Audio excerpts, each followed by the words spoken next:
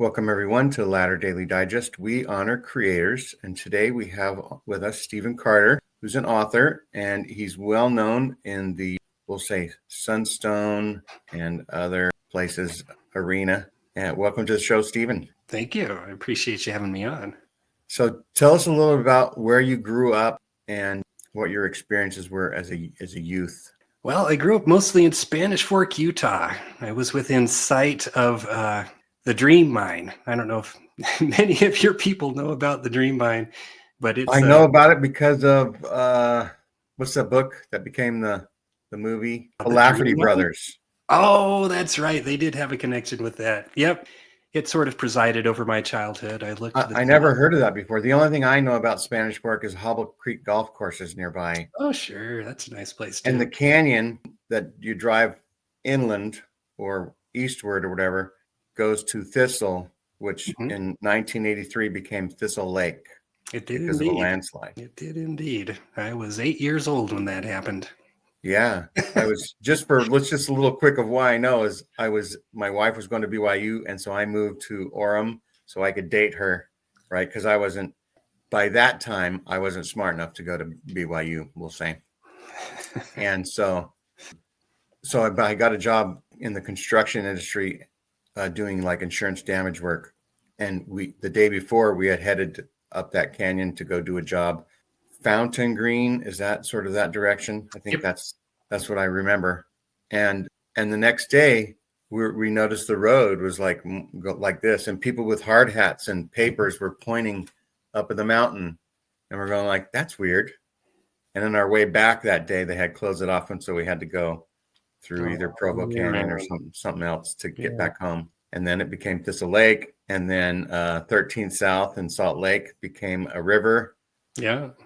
And it was just an amazing time. So you were 8 when that happened. Yeah.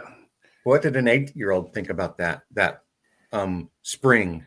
Oh, I didn't think about it much. Who cares? Yeah, I was kind of cut off from the world. Actually, mostly for me, the world was Mormonism. I had a very devout mother who wanted to bring us up in the church. She had not gone on a mission because she felt like her true mission was to bring up children in the gospel. We were her little converts. And how many siblings did you have? I had 8, and they were all younger than I was. I was the oldest one. Wow. So you got the babysitting duties early on. I did indeed, and I did all the house's dishes. There you go. But yeah, Mormonism was kind of my life, and it was simultaneously amazing and terrifying. It was amazing because, I had this idea that the church taught me that, I was a child of God and therefore had all of this potential in me. So in many ways, the world was my oyster. And then there was the other side, which was, but of course, with great power comes great responsibility. So I was constantly aware of my sins and felt them very heavily upon me. So that was kind of Mormonism for me. It was both a propellant and a ballast. Would you pray for forgiveness and sort of expect that maybe Jesus would appear to you in your bedroom and say, "Thank you, my son"? There was one time when I seriously felt that perhaps I didn't ever think Jesus would appear to me, but I felt that perhaps an angel would appear to me. And that was during the first few months of my mission. I was very into it. And I would pray and pray and pray. And I was sure someone was going to come visit me, but nobody ever did. So when you were 12, you became a deacon. Did you have leadership experiences? I'm not a terribly good leader. That's the problem. They'd stick me in from time to time, and I wouldn't do a particularly good job. You just muddle through it. Yeah, I'm not really leadership material. Although nobody's expecting the deacon's quorum president to lead them into battle or anything like that, right? We're just supposed to pass the sacrament. But how many fast offerings? Do you remember how many kids were in each quorum? No. Teachers. Was it crowded? 8 to 12 was probably all. when I was teachers quorum president, there were 24 names on the roll. Wow. And 12 of them were active and 12 of them weren't. And we were in San Lorenzo, California, which wasn't, I mean, there were like maybe a dozen high school kids that were, in our ward out of 1,000 maybe. But still, we as a teacher, I could pass out assignments as a teachers quorum president, so when my kids, because I bought the family home, and so when my kids went through everything, they had to do everything every week because there was only like 8 Aaronic priesthood kids, Right. so there never were enough to totally prepare, pass, and bless the sacrament. They always needed either the elders, the missionaries, or elders quorum to contribute, or mostly high priests. A lot of high priests would help out with things, because like they remember the good old days when they were young and they knew how to pass still. So when you were in high school, did you have any favorite subjects? Oh, I was a theater nerd. I was a goth boy, or as they now call them, emo boys. My 16 What's the music thought that you listen to as a Mormon goth boy? Michael McLean, Afterglow. I'm kidding. I didn't. Nah, I was that guy who listened to The Cure and walked around in all black and glowered at people and ran the backstage for the plays and loved theater but wasn't particularly good at it. So the backstage, did you set up lighting and Oh yeah, did all the have all the curtain rigging, cues like that. lined up? That was me. Awesome. Didn't have to change clothes. I was always in all black, a shadow in Spanish Fork High School. Shadow. Only the shadow knows, I think. Exactly. And so did you guys do a lot of fun things as a young man, young men's and women's? I don't have specific memories from that. Did the girls ever make the boys cookies? I wasn't really someone the girls paid attention to.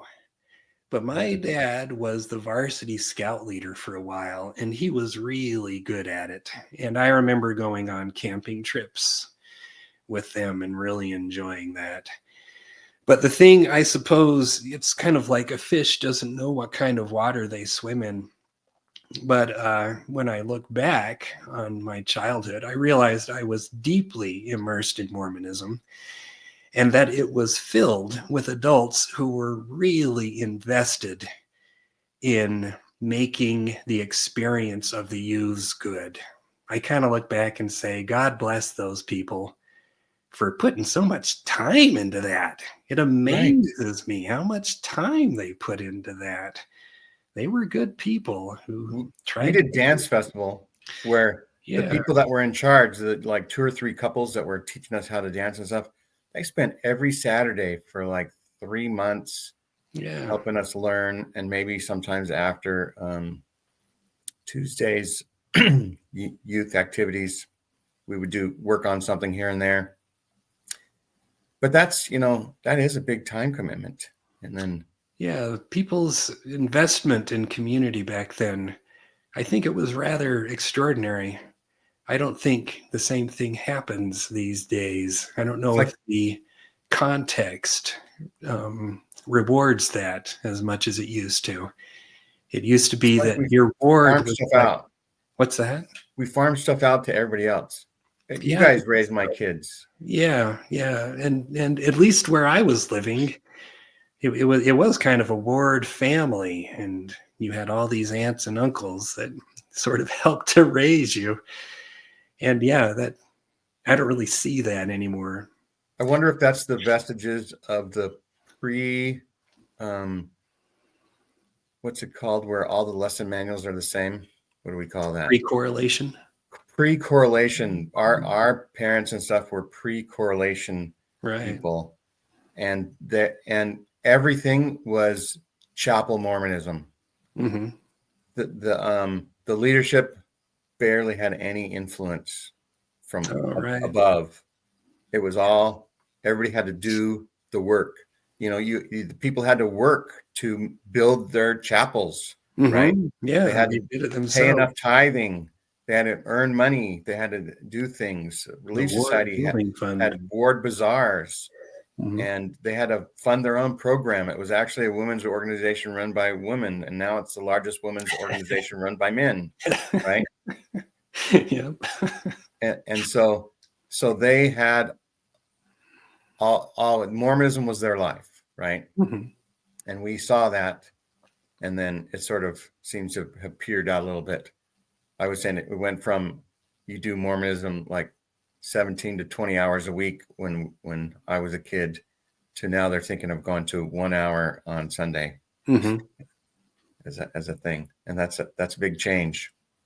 Maybe it's because everybody's on the internet and nobody has time for church anymore. Very well may be. And that's the only reason why I have a podcast, is because everybody's on the internet so they can watch me, right? Oh yeah, I mean, handsome guy like you, why wouldn't they? That's right. I don't know why I don't get more views, just for that reason. And so as you're approaching graduation, you have a decision to make: college or mission or getting married. Which way do you go? Well, I did have a girlfriend, and she was kind of the one who pulled me out of myself. Before her, I wasn't much of a student, and then she got me into the AP English class, and I found out, oh my gosh, I like this English stuff. We had a very interesting teacher who would sing us Bob Dylan songs at the beginning of class and then have us interpret them. I had a good time there. He was I could have used that class, because I have no idea what the hell he's saying. Oh yeah, we actually know what the all I know is, like, don't want to be a bum, chew gum. That's all I got out of Bob Dylan. Yeah, it was interesting. But yeah, there was no question that I was going on a mission. That was just the way Mormon life went. I'd been saving up for my mission my entire life, and then I went off to Toronto, Canada, and spent 2 years there. So did you learn a little French? I did not, because I was in Toronto. I was in Ontario Quebec rather would have than been. Quebec. No, my mission was very interesting in that it was full of all kinds of ethnic groups. I kept track in my journal, and I taught people from at least 100 different countries. So I just spoke English, and if they spoke English, then that all worked out. And if they didn't, then oh well. So if I recall, Danny Ainge played for the Toronto Blue Jays. Was that when you were on your mission? No, that was not. That would have been something you could use as a door approach. I can tell you one thing, and that is when I lived in the Don Valley ward. Donny Osmond was playing Joseph in the Amazing Technicolor Dreamcoat, and he went to my ward, so we called it the Donny Valley ward. There you go. That's amazing. It was fun. Yep, he was just a guy. Came to Elders Quorum, made comments. Life went on. Yeah. And so, but missions are interesting times, at least for me. It was kind of like a really intense church time, because I had once, as I felt in the church, felt all kinds of motivation. It was really exciting. I was doing God's work. An angel almost came to you. An angel almost came to me multiple times. And it's simultaneously the most boring part of my life. It was interesting how it would shift back and forth like that. Because 100 knocks on the door in a row where people said no. That's not exciting. Exactly. And I'm kind of an introvert, so I really hated that kind of thing. But it was interesting. A very interesting part of my life. Did your mission president become famous? He did not. Nope, he was he was Roger Boyer, and he was the owner of one of the largest real estate groups in Utah. He has one of the towers there. And he just kept on being a real estate guy, kept on being mega rich afterward. But no, he never became a 70 or anything like that. Do you think he sold homes to his former mission? He never approached me about that. I don't know. They may have been more of a development firm. I don't know. Right. But it was kind of fun when we finally had our 25th or some sort of Reunion. mission reunion. It was interesting. I drove there and there was horrible traffic. It took me like 2 hours to get to American Fork from Orem, which is like 15 miles. And it was so frustrating. And then I got there and they herded us all into the chapel. And they had kind of a sacrament meeting. The president got up, he spoke. Some zone leaders got up and they spoke. And almost like a district meeting. It was like a district meeting. I was like, why did I come to this? That's right. And then finally they broke up and we got to go back and talk with each other. I thought, this is what a mission reunion is supposed to look like. And had cookies and milk. That's right. And so I wasn't a particularly interesting missionary. I can't imagine I showed up on his radar very often, except at the very end where he said, well, elder, what are you planning to do with your life after you? That's right. And I said, well, I've had this girlfriend who's been writing to me the entire time. I think we're going to get married. And he said, what? She's been writing to you the entire time? He was not pleased with that. But anyway, so he said, well, elder, what have you been doing with your life? And I said, hey, President Boyer, I've actually been the editor of Sunstone for the past 15 years. And he went, well, that's just great. Yeah. He wasn't let him down. That. But that was fun. I had a good time saying that. Just to see the look on his face. But the funny thing is, I was still going to church. I was actually the Sunday school president when I went to that.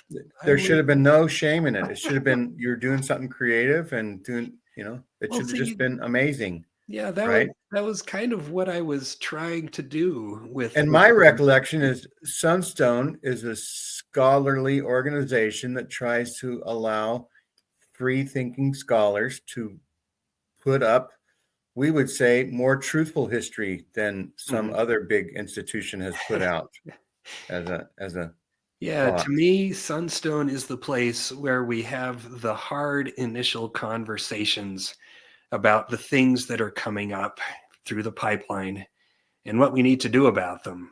And you could almost say that Sunstone was the garden bed of the future gospel topics essays. Yeah, it's kind of where all the initial discussions took place and the scholarship started and things like that. Yeah, it's a good point. And so you did you marry your? I did indeed. We're still married, sweetheart.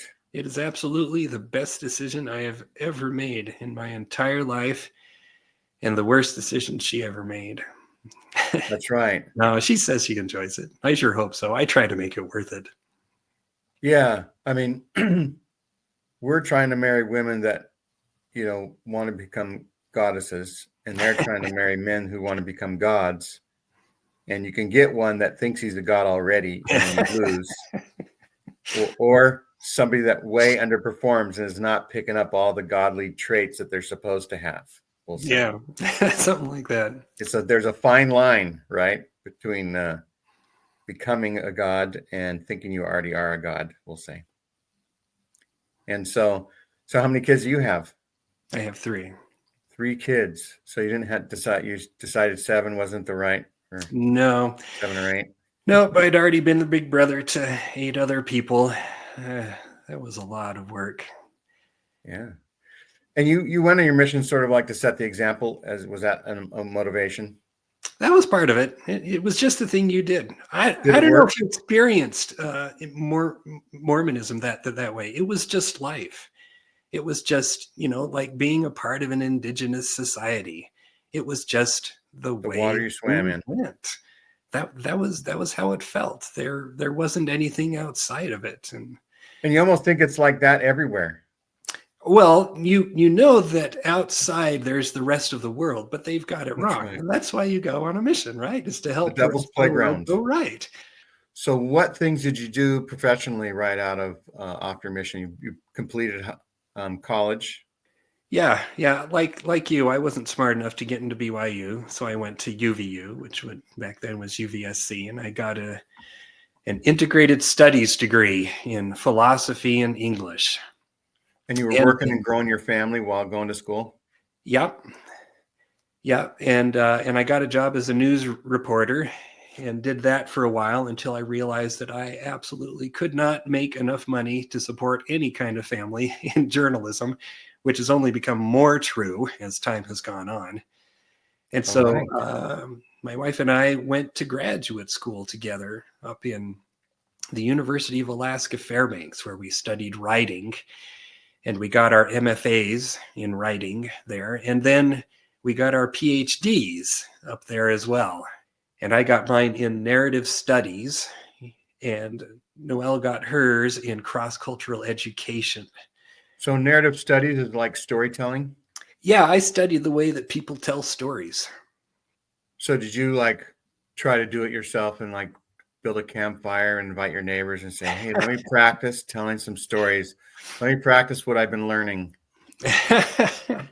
And the way we get to do that as Mormons, right? We get to give talks. Give our talks. Yeah. No, that was what I did in my MFA program.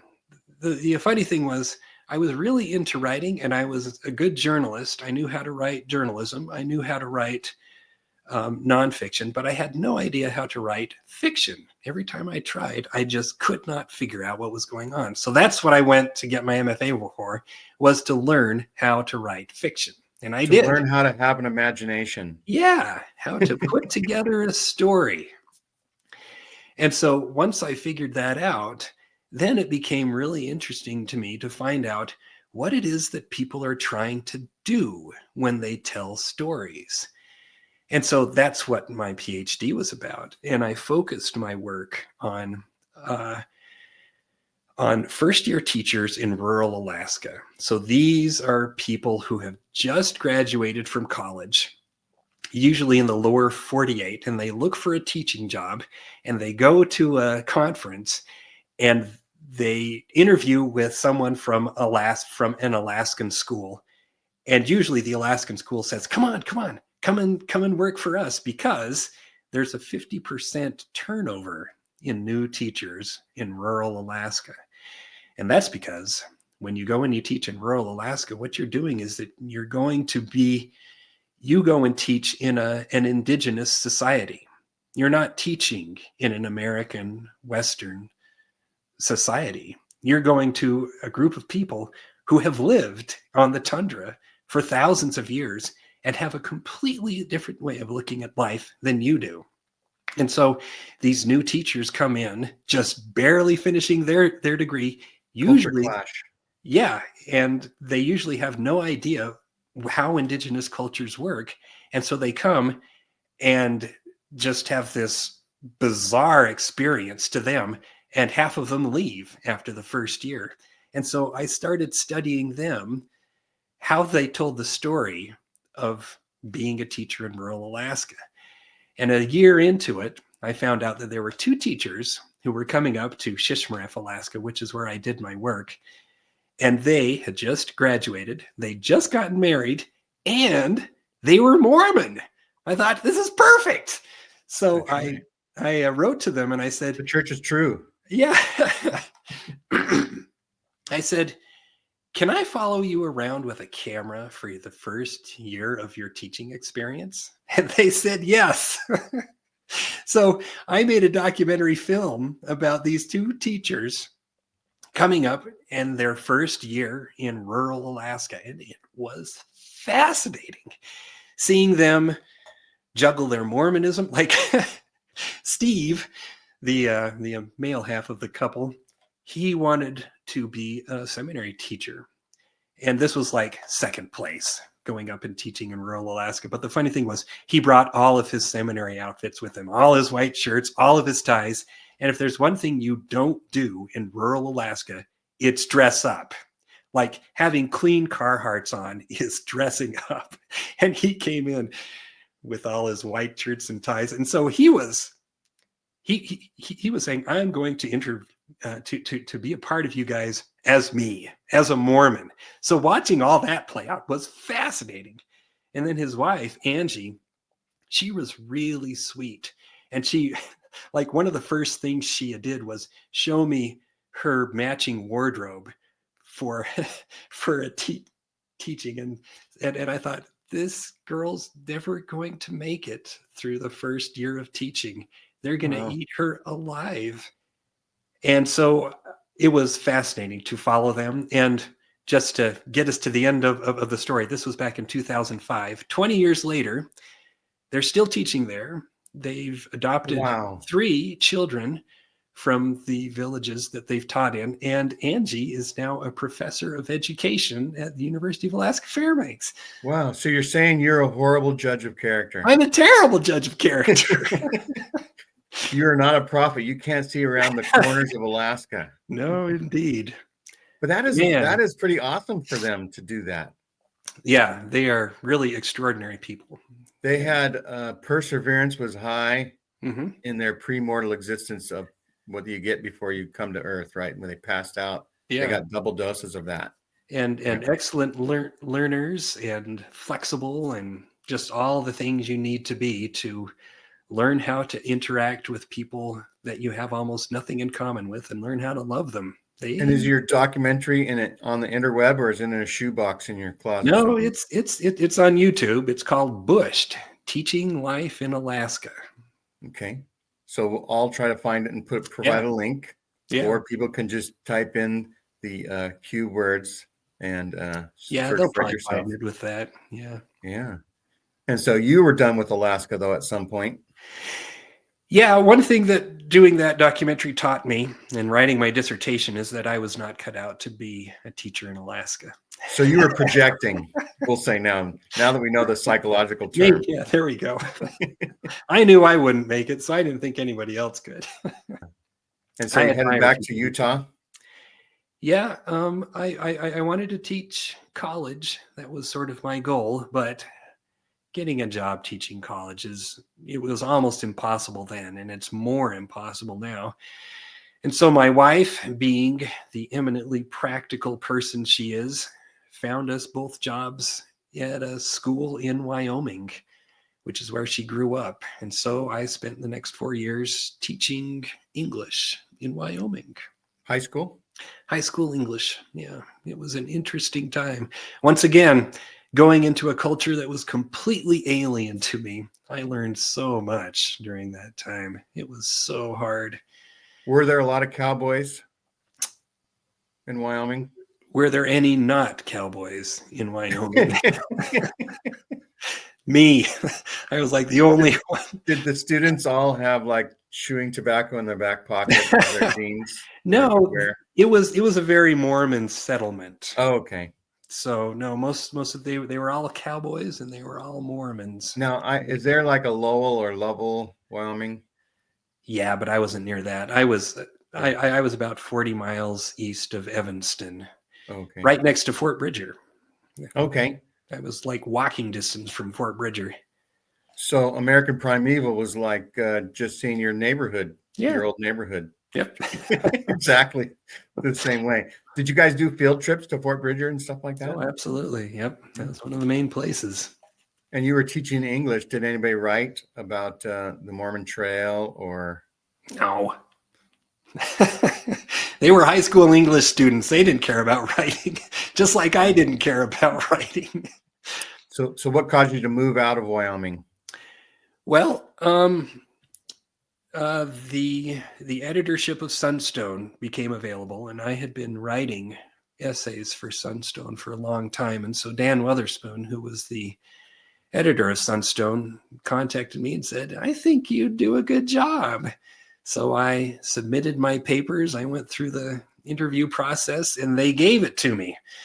Oh. So I was Sunstone's editor for about a year in Wyoming. And then my wife got a job as a curriculum writer for an ed tech company in Orem. So we moved here. And we have been here ever since. Your wife, we talked about not having free agency at some point. She made her opportunities. Absolutely. She made you the man you are today. Absolutely. Yep. And my wife just wasn't very good at that. She was like, you had to make your either own. A, I was stubborn and there's no way I was going to let her make me a man, or B, there was no potential, and there's with all her efforts, there was no way she could do anything about it. But anyhow, so you're back in the saddle. Did you live in Orem, or where'd you move to? Yeah, we've lived in Orem ever since then. That's so your wife could have a short commute, and would you go into an office at Sunstone every now and then, or would you still like working from home? Nah, I was working from home. Sunstone's been the best job. Yeah. Because then after I got that job, we had another baby. And so I got to be the stay-at-home dad, which I really valued. That was probably the most important part of my life, was raising a child at that close a proximity. That changed me utterly. So what year was your first Sunstone article? Probably like 2001. Okay. So you were in Alaska? Yeah, I was in Alaska from 2001 to 2006, I think. And do you remember what your first article was about? I think the first article I published was about satire. We had started an online magazine called The Sugar Beet. It was like the Mormon version of The Onion. And I kind of gathered our responses to that, and I wrote why satire is better than a sermon. Okay.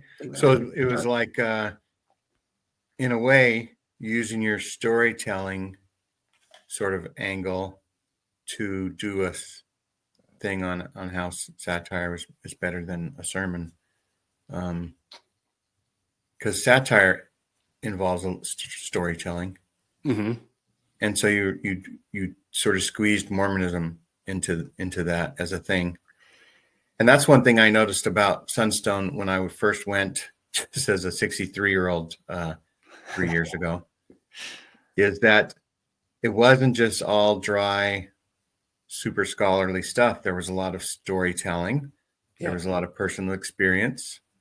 There was more than one way to Mormon. Exactly. At Sunstone. And it was fascinating, right? All the different things you can do, right?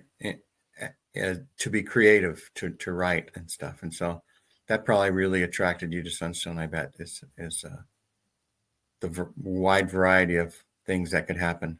Mm-hmm. Now, as editor, do people submit things where you turn away because, and what reasons would you turn them away? Oh, it just depended a lot on whether we were the right audience. I got some extraordinary things that our audience simply wouldn't be interested in, so I didn't publish them, but I'd send them to other magazines that would be more likely to publish them. So you would do that instead of telling them, the writer, to send them to other places? You'd say, hey, it's not good, but it's not in our alley, but I've sent it to these other places. Oh no, I tell them, send it to oh yeah, you'd tell them to do it to this, and then they do it. Yeah, because otherwise that'd be a lot of work for you. Yeah. No, to me, the most important thing about editing Sunstone was to make sure that we pushed the discourse forward. So I knew most of what had already been said. And so when I would work with authors on their articles, I'd say, well, all of this has been said up till now. So what you want to do is push it forward to the next step. What's the next thing to think about? So that we're not just going in circles all the time. Because the thing is, there are kind of two audiences in Sunstone. One is the audience that has been destabilized. Their testimony has been destabilized. They've come across, the information on the internet, and they're rethinking, what is Mormonism? Who am I? And they need a place to think about that. And Sunstone is that place.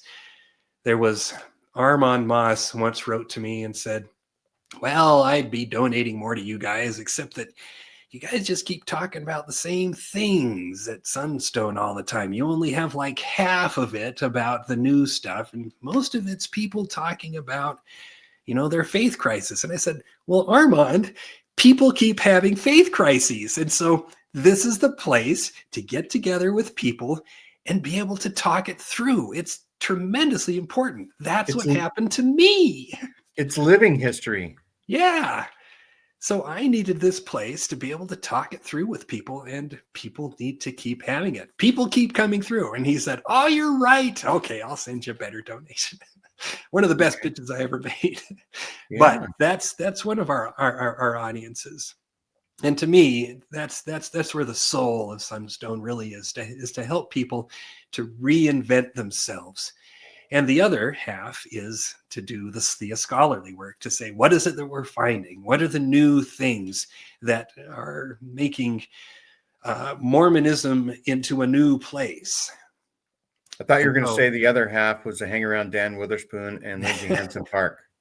That's right. Yeah, to hang around with the with the celebrities, and that is a lot of fun. I've got to admit it. So when you become editor, had you sort of like studied the history of Sunstone?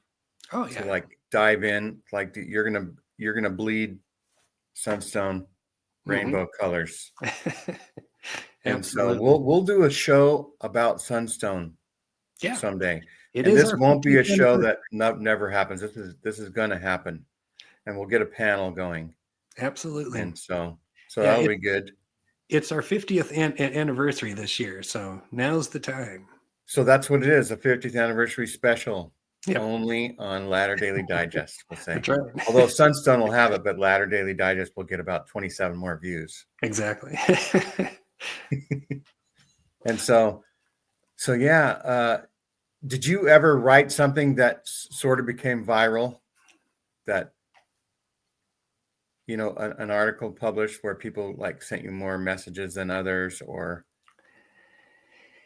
that was either controversial or informed people a lot or spoke to them more than others? Or that you thought, this is my finest work. This is going to be buried with me as a time capsule next to my body in my tomb. Well, probably the article that I wrote that got the most attention was one of the first articles I published, which was called "The Weight of Priesthood," which I actually published in Dialogue. And that was sort of the story of my interactions with the priesthood as I grew up. Some of them being very inspiring and some of them being very uninspiring. And me kind of trying to figure out, what is it that I think about the priesthood? Because on the one hand, it makes me feel like I can do something for people that's important, being able to speak in a sacred language to people. And on the other hand, I'm not really positive that there's any actual like spiritual efficacy to it. I don't know whether I could actually, like, there's an actual power that comes down and actually heals people. I don't know that. I'm not a terribly spiritual person that way, but I love to bless people, and it's an intimate way of connecting with them. So I kind of had these two things, and sometimes I don't feel like I'm worthy of being able to do that thing. So this polarity of feeling about the priesthood, I sort of explored that. What's the tension in between them? And that kind of defined the rest of my writing career. I found out that the most constructive places for me to inhabit as a writer are the places where I feel a lot of tension between two polarities, two ideas that both have sort of a stake in me, where I feel pulled toward both, but I can't have both.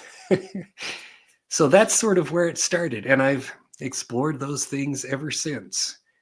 What is this the tension-filled place between the two ideas? And as I stay in that place, I find that I don't say, well, I guess it's this thing that's really true. Instead, what happens is that my soul kind of gets pulled open and stretched, and I start to understand more about what the question even is. I find out that I'm not here to give an answer or to find an answer. I'm here to become larger, to find out how much bigger the question is that I'm asking. Because basically we're all part of the story of mankind, and the blessings are part of the Mormon version of mankind's story, in a way where humans are interacting with each other. Mm-hmm.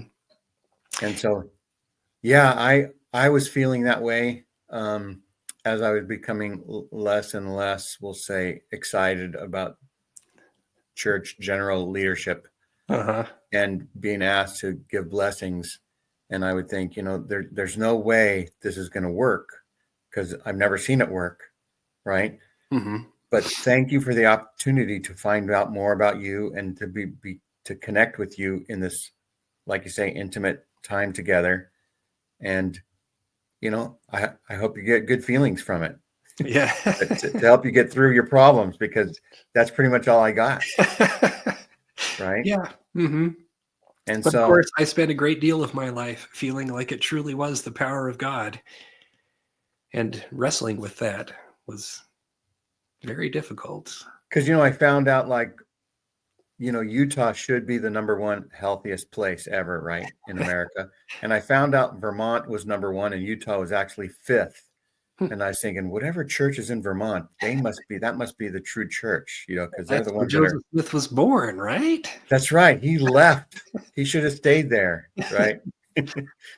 And so you're doing Sunstone, and you come upon interesting subject matters, and we'll talk now of what led you to thinking about Virginia. Tell us about that story. Well, when I was at UVU, I took a Mormon literature class from Eugene, England. And one of the books we read was A Little Lower Than the Angels, which was her first book. And it stuck with me. We read all kinds of things, but that was the one that really stuck with me. And then 20 years later, Gary Bergera over at the Smith Pettit Foundation at Signature Books called me and said, we're doing a series of short biographies on eminent 20th century Mormons. Who would you like to write about? And the first thing that came to my mind was A Little Lower Than the Angels. I remembered sort of the taste of that novel, how unique it was. And I said, I'd like to write about Virginia Sorenson. And nobody was writing about Virginia Sorenson, so I got her. And it was an extraordinary journey getting to know her.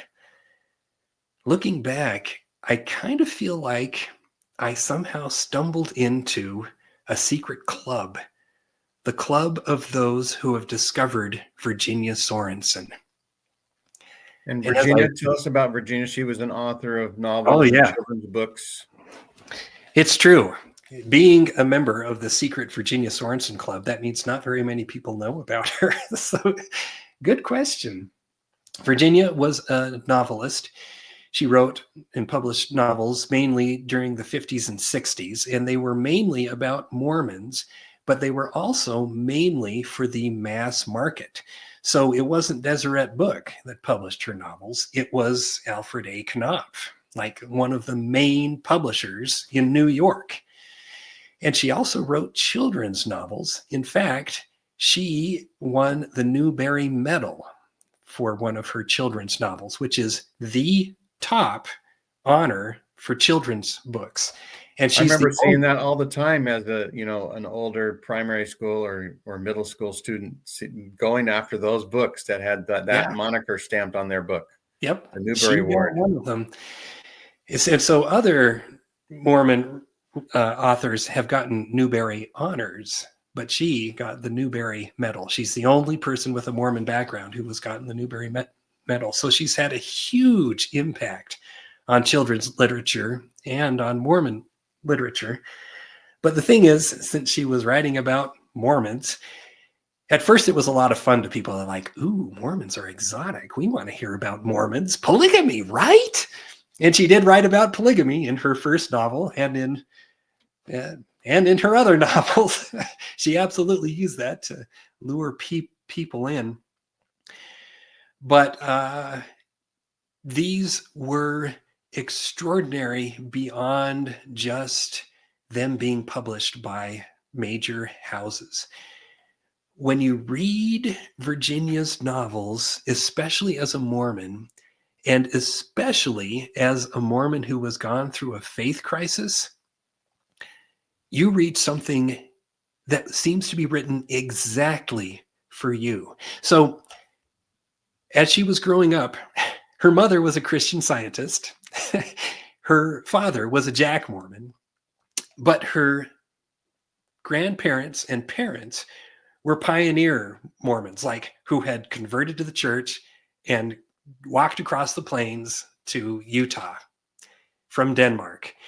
And she loved these people, partially because one of her great grandfathers had brought books with him. And she was like, any man who will drag books across the plains because he loves them so much is in my book. And so, but she also had a grandmother who had apostatized from the church. And she loved that grandmother too. So Virginia Sorenson grew up in Manti, Utah, like one of the most Mormon places in the state. And she was best friends with the bishop's daughter. And she loved church. She grew up in the church, just absolutely loving it in a small church town. And then she went to BYU and she got married in the temple. So she had this core of Mormon experience that was deep in her childhood. But at the same time, she had these people that she loved who were not Mormon and who had rejected Mormonism. So she had a really broad, nuanced view of what a life of faith was about. She had her own experience and she had the people she loved around her to let her know, there's a world beyond Mormonism. And then she got married. And she moved all over the country for years, following her husband, who was a professor of semantics.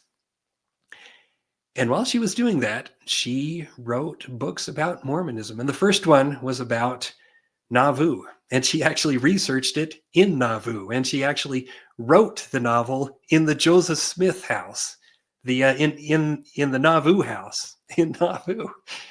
I wonder if if the church was already starting to buy up properties. I went to Nauvoo in 1972 as a 13-year-old, and they were furiously engaged in restoring a lot of the places. So, and missionaries were there taking us through tours, and we were going through the George Q. Cannon house, and he said, this is being restored exactly the way George Q. Cannon had it. And then all of a sudden a phone rings in the distance, and he says, there's George's phone now. That was pretty good for that elder to come up with that little thing there.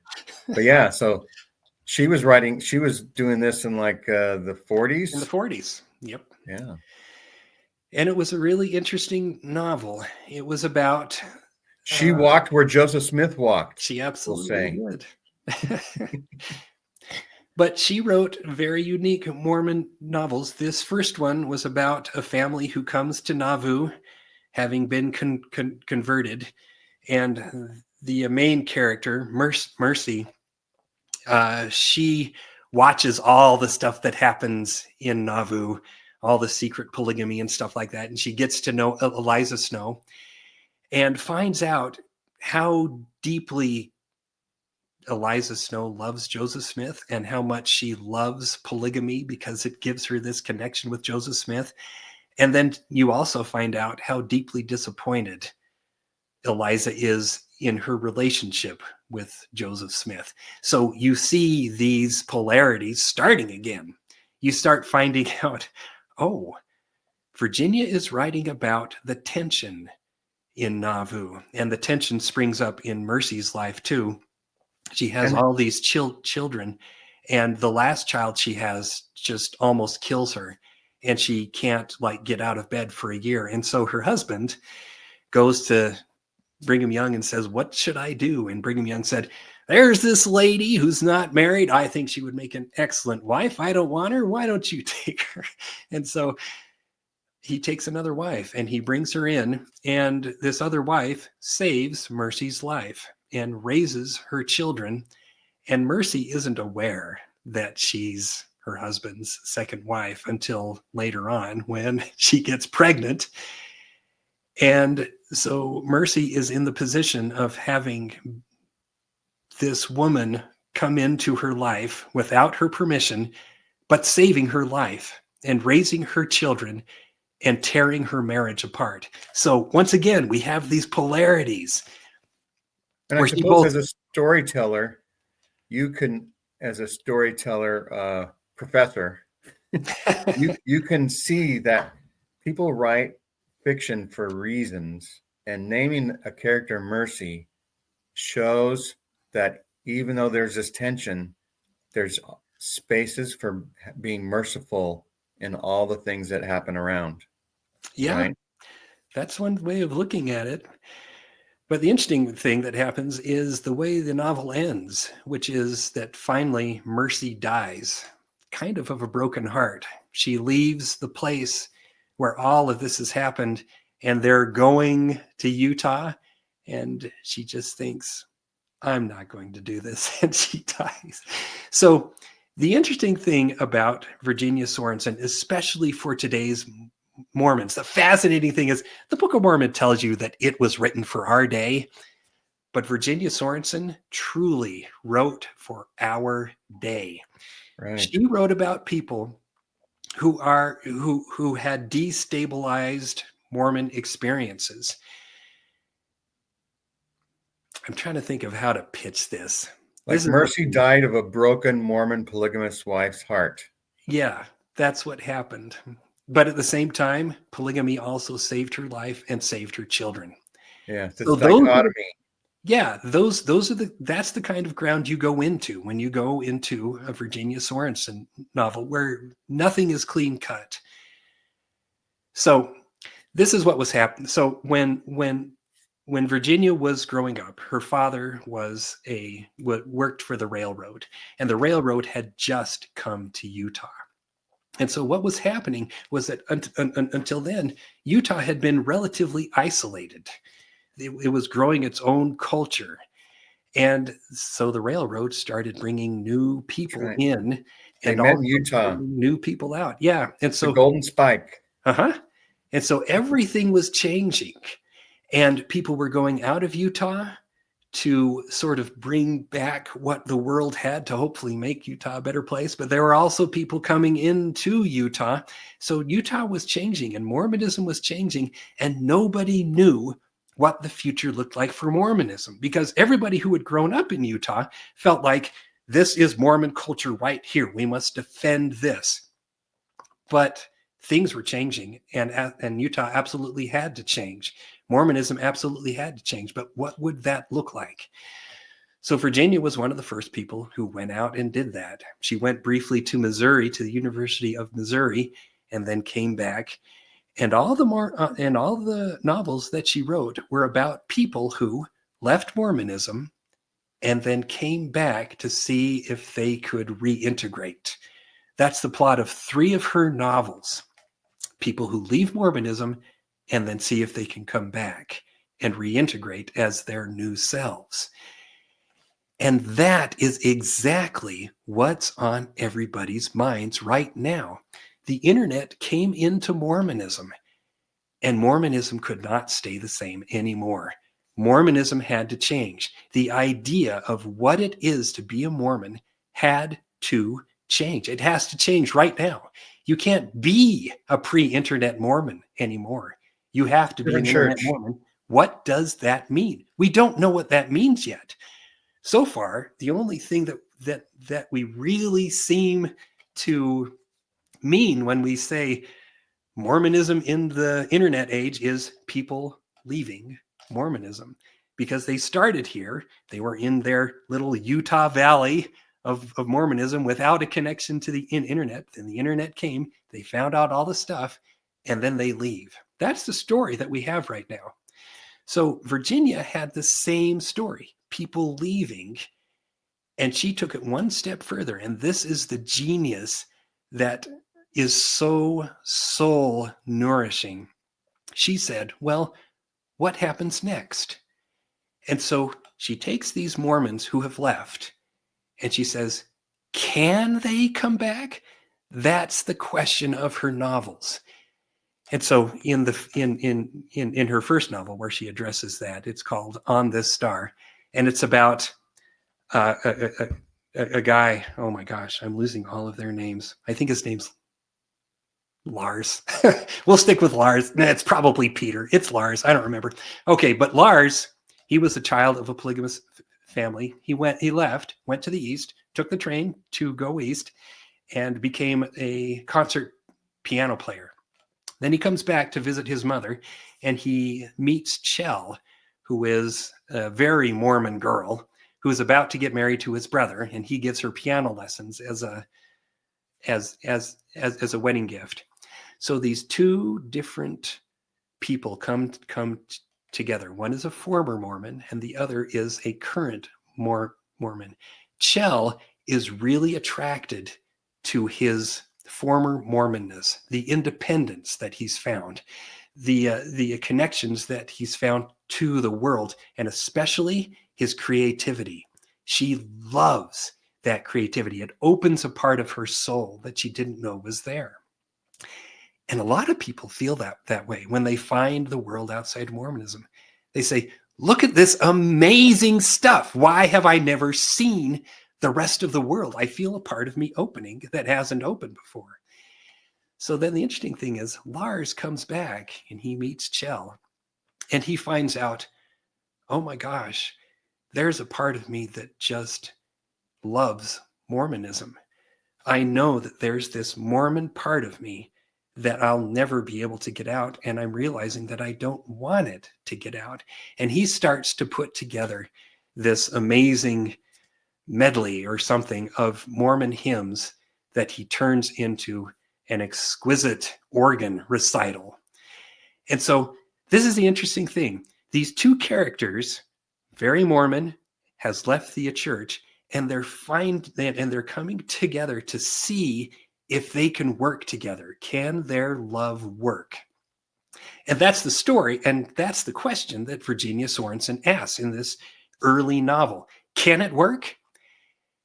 And as it turns out, she feels like no, it would actually lead to terrible destruction, because that's what happens. Terrible destruction happens because of their relationship. So that was the first time that Virginia Sorenson tried to figure out, can an ex-Mormon or someone who has left the church come back and find a home? The first time she looked at it, she said, nope, Can't happen. It won't happen. So then she looked at it a second time. This was in a book called The Evening and the Morning. And in this one, a later middle-aged woman, probably in her 50s or 60s, comes back to the town in Utah where she had been a mother in a polygamous relationship. And she comes back to visit her daughter. So during her time here, when she was a mother, she had an affair with a man. And she really wants to connect with this guy again because of how deep their relationship had been. And she's so excited because his wife has just died. And she's like, we can get together now. We had so much together. And she tries and tries and tries. And when she finally connects up with him, she finds out, no, he's not interested. This is not going to work. But it doesn't lead to bloodshed and carnage, which is what it led to in the first novel. It ends with loneliness. It ends in disappointment. And so once again, Virginia was looking at it saying, can the former Mormon come back, become part of the community? And she said, once again, I just don't think it'll work out. Like a So near miss or whatever. a near miss. And it's so heartbreaking. These are exquisite, exquisite novels. So the last time she tried was in a novel called Many Heavens. And in this one, the one of the male character, it's so funny. All these names have dropped out of my head. I wish I could just look. So you're going to edit here, and I'm going to look up this guy's name so that I can use his name, because I would feel silly if I were just not using the name. Okay, Many Heavens. There we go. Zina is Niels. Okay, Zina, Niels, and Medi. Okay, so in Many Heavens, Niels goes on a mission, and this is in just barely post-manifesto Utah, in Logan, Utah. He goes on a mission, stays to go to medical school, kind of leaves his Mormonism behind, but gets married to a Mormon girl and moves back to a Logan to become a doctor there. Meanwhile, Zina, who's the main character, a young woman, becomes Medi's caretaker because Niels's wife, Medi, gets crippled, and so she comes in to help and take care of Medi. And while this happens, naturally, Niels and Zina fall in love. And so, of course, a few years earlier, that would have been fine. They would have just gotten married polygamously and, end of story. But that's over. And besides that, there's Medi's heart to consider. And that's one of the extraordinary things about Virginia, is that the hearts of her characters are the most important things. So we have this exquisite, aching tale of forbidden love. They love each other to the moon and back, but they have to stay away from each other, and you watch them come close and move away and come close and move away. And you also watch Medi, and you feel for her as well, because she's figuring out what's going on. So anyway, once again, we have these polarities. And I'm not going to give away the ending of this book because it's an extraordinary ending. But what happens is that Niels figures out how to come back to the Mormon community as himself and use it to become more and make the community a better place. So the third time, she figured out how to make it work. And you really have to read this novel. Many Heavens is absolutely her most realized work. And it's also got this really amazing ethnographical stuff about being a midwife in early Utah that will just drop your jaw. So this is what's going on. Virginia was much like us, lived in a very similar time, a sudden connection with the rest of the world that Mormonism had to interact with. So far, Mormons just have one story, which is sort of the tree of life story. You come to the tree and you stay there and you eat of the fruit and you never leave, right? That's Lehi's dream. If you do leave, you're an apostate. Exactly. And that's the line story. So the line story is you make one line and you either come into the church, which is the happy story, or you go out of the church, which is the sad story. So that's what we have so far to talk about how to interact with Mormonism today. The period story, where you just stay, or the line story, where you leave. And she said, what about a circle story? What if you do leave and then you come back? And that's a really interesting idea because, of course, one of the most popular and influential story structures of all time across many cultures is the hero cycle. And in the hero cycle, which is most movies that you see, Star Wars, The Hobbit, Lord of the Rings, all of those things, they're hero cycles. And what happens is you do leave the community. And why do you leave the community? because gain further light and knowledge. exactly. And also because the community is sick. The community needs help. It is not a healthy place to be. And the hero realizes that and leaves, just like so many Mormons leave Mormonism. They look around and they see, yes, indeed, this place has deep problems. And those problems have gotten into me. I am sick in some ways because of the sickness in Mormonism. And so they leave, just like the hero does. And they go into a new place and they learn new things and they change and become new people. So in the hero cycle, you go through all of this and eventually you get the elixir and you bring the elixir back with you and it heals the community.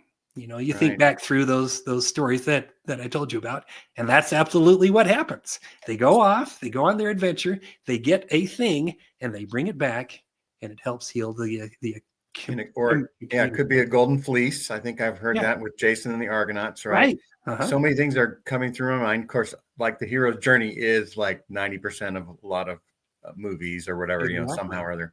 But thinking about The Village by M. Night Shyamalan. Oh, that's an interesting one. Where it's there, the sickness is that there's untruths going on, and they're holding people back to live not Middle Ages, but you know, somewhere in between Middle Ages and frontier, you know, ism. And somebody gets sick, but the elders know that there's medicine outside the village that can be gotten. And so what's his name? Goes out, the actor. He has brother that died, River Phoenix. So I'm not talking about River Phoenix. I'm talking about his brother, Mr. Phoenix, the actor. So he has to go outside the village, not knowing what the outside world is, because there was this barrier that people they created, that death was outside the barrier. Yeah. And so he had to go outside and risk his life to go get medicine to bring back. And the elixir, right, that heals the one person, but he sees an airplane for the first time, and he sees cars, and he sees all the outside world stuff, and things are going to have to change when he brings back those things. And so, but yeah, it's for the betterment, right? The enclosure creates its own sicknesses. The bubble creates its own illness.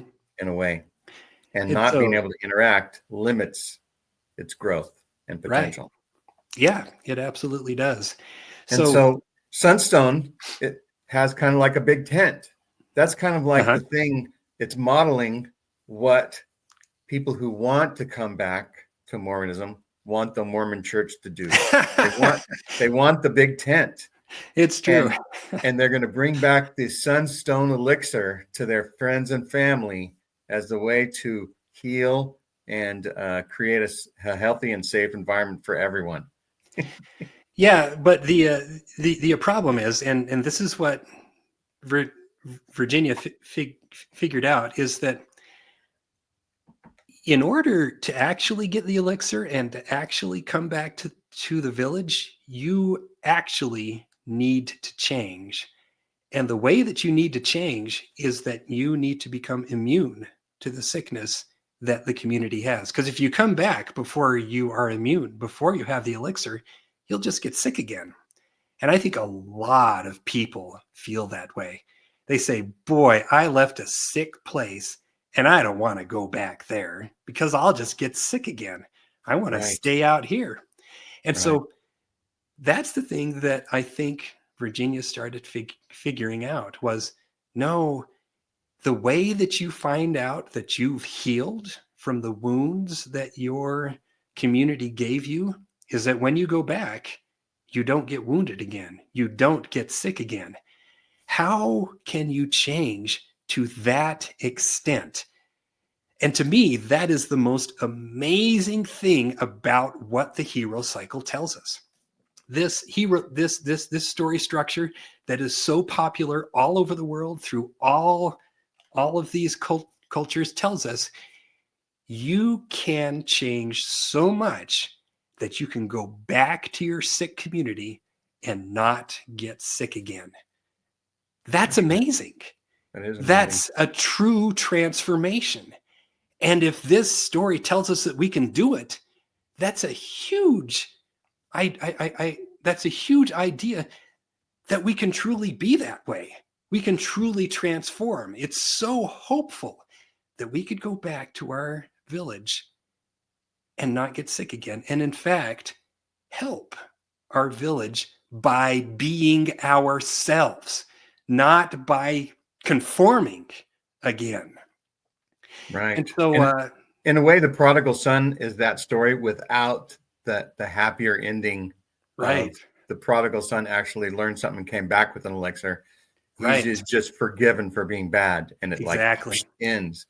But if the prodigal son were told, and it probably has been, there's probably other movies that are like that, you know. And Joaquin Phoenix is the actor I was thinking, just in case people are screaming at me for not remembering who the great Joaquin Phoenix is. But yeah, and so one thing that when I was looking up some things, I noticed that somebody had reviewed your book, and they start off by saying, as a baby, author Virginia Sorenson's first sentence was, "Tell me a story." According to a mother, this was soon followed by her second sentence, "I'll tell you a story." And so I'm sure as a storytelling professor, that also drew you into Virginia Sorenson's work and life, because she did tell stories. She told extraordinary stories. I'll admit that that her novels have affected me more than any other novels by any other novelist. And it used to be that I would try to be sort of an evangelist and say, "Hey, everybody, come and read Virginia Sorenson's novels." But I'm starting to think that that it's kind of it's something that finds you. If you're lucky enough to read Virginia Sorenson's novel, especially if you are a Mormon who has gone through a faith crisis, you are going to find something absolutely extraordinary and exquisite, and it will cost you to be able to do that because most of her books are out of print. You have to go to eBay or scour Powell's or something like that to find her books. You can't just download them off of Kindle. You have to go and find them. This is a real treasure hunt. So Google's million books online hasn't gotten her books on yet? Nope. And so hopefully some people who are maybe smaller publishers out there that are doing some work where they're finding older works of art and republishing them maybe can hear this and consider that for republishing. Signature did reprint some of her books, but that was in the 90s and those are gone. So they did do 2 ebooks. One is of her first novel, which was the first one I read, which is A Little Lower Than the Angels. And they also did a collection of short stories that are kind of autobiographical called Where Nothing Is Long Ago. Both of these are wonderful, wonderful things that will follow you for the rest of your life. So you should definitely start there. And then so we could provide links to Signature Book and the free editions, and you can get your taste of ebook editions. So ebook editions, so they're lower cost. Kindle, yeah. And read them on Kindle and get your taste and see what you can do. So I guess there's some libraries out there that I know they have like the World Cat Library thing where you can find out where those books are, and just hope that you're near some book repository. If you're in Utah, you can find them in university libraries. Well, thanks, Stephen, for coming on our show and letting us know more about Virginia Sorenson and your life. You know, everyone's life is interesting in a way, right? Everybody thinks, oh, they're just a mundane. I just swam in the water that was there, you know, nothing to look at. But everybody does resonate with choices that we have to make, right? We're out of high school, we have to make choices. We get married, we have to make choices. We start our careers, we live in different places, and it's the choices and the paths that lead us to where we ultimately become. Some people are super happy, and some people wonder about what could have been. Yeah. But no matter what, it's still interesting, you know. Thanks Yeah. for coming on the show. Yeah. Thank you. All right, everyone, have a great rest of the year, and do the things like and subscribe, and go to Sunstone and go to Signature Book. And if you haven't been to those two places, there's a world of new experiences for you. Indeed. And we'll see you next time. Bye-bye.